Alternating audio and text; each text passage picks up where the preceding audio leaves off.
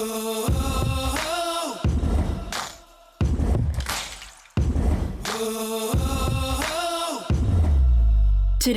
we celebrate the special day of a remarkable leader, a visionary, and a friend.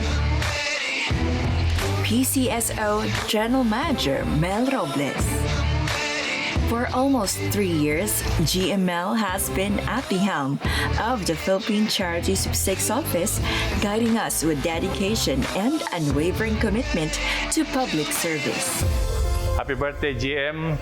Thank you for all the opportunities and, of course, the guidance and inspiration. Happy birthday. God bless you always. Isa po ako sa natulungan ni GM Robles. Isa po akong empleyado dito sa PCSO. Nung kalagitnaan po ng taon, nung nakaraang taon, 2024, sa hindi po namin inaasahan, na-diagnose po ang aking wife na si Pam.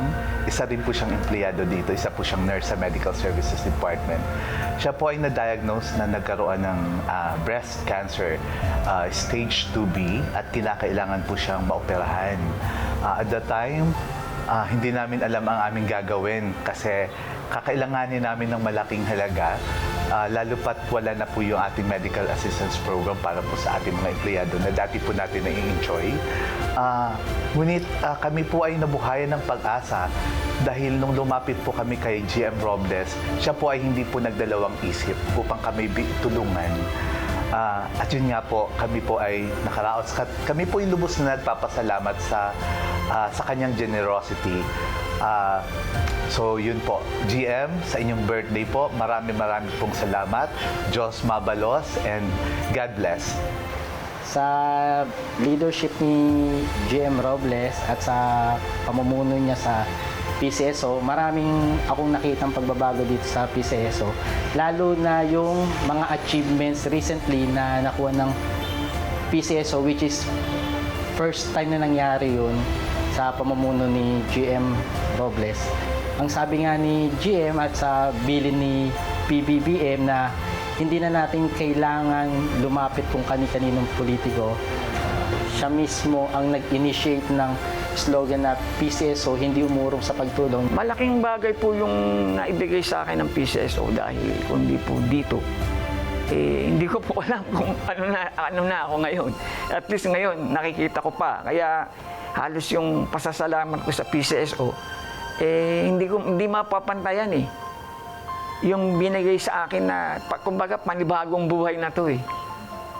Kaya buong puso ako nagpapasalamat sa PCSO, lalo na po sa ating GM, kay Sir Mel Robles, sa binubuo po ng PCSO, kay Sir Bong at saka kay Ma'am Luby, at saka iba pa pong mga empleyadong tumulong sa akin.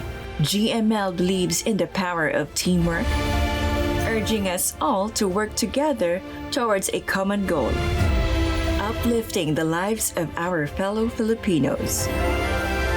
Under his leadership, the PCSO has also garnered an impressive roster of awards. His passion for charity and social responsibility has transformed PCSO into a beacon of hope for millions. Happy birthday, GM! From the office of Director Janet De Leon Mercado, we wish you a happy birthday, GM Mel Robles. God bless. Happy birthday, GM Mel. Oh, GM loves you. I would like to greet our beloved General Manager Mel Robles on celebration of his birthday. I wish him more birthdays to come and good health, and may you also continue to be a blessing to the entire PCSO family as well as to those Filipino people who are underprivileged and needy, who are always dependent to the help of the PCSO. So mabuhay ka at sana mahaba pang taon ang ating pagsamahan. Today, we celebrate the incredible person that you are, both personally and professionally. Your unwavering commitment to your work ethics, leadership, and integrity sets you apart. That's why it is an honor to be working under you. Happy birthday po, GM, and may you have many more birthdays to come. The Thank you for your unwavering dedication, GML. May this year bring you even more success and fulfillment in both your personal and professional life.